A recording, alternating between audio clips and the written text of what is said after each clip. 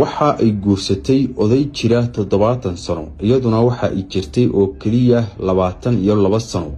kadib markii ay is arooseen lana aqal galeen gabadhii iyo odagii ay isla aqal galeen ay qisadani murugada leh ku dhacaysaa waxaan idin wadaa maanta qiso la yaab leh oo ku dhacday gabar 22 jir ah oo guursatay oday 75 jir ah kaasi oo ay lacag ku raacday kana yimid Mareykanka iyadu waxa ay ku nooleed jigjiga dawlad deegaanka Soomaalida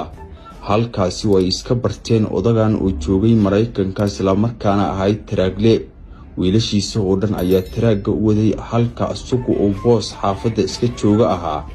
kadibna gabadhan ayay maalin maalmaha kamid ah isbarteen markii ay isbarteen oo ay isdhex galeen kadibna waxa uu ku yiri Soomaaliya ayaan kugu imaanayaa kadibna waan isguursanaynaa waxay isugu yimaadeen dalka Kenya Nairobi halkaasi oo gabadhiina lacag u diray oo ay halkaasi timid kadibna asaguna uu halkaasi Mareykanka soo tagay uguna yimid dalka Kenya markii magaalada Mombasa la joogay waxa la isla aaday Mombasa ayaa la isla aaday kadib magaalada Nairobi oo laga tagay halkaasi oo ay labadoodii ku aqal galeen balse waxa ku dhacday gabadhii qiso la yaab leh taasi oo ay la argagaxday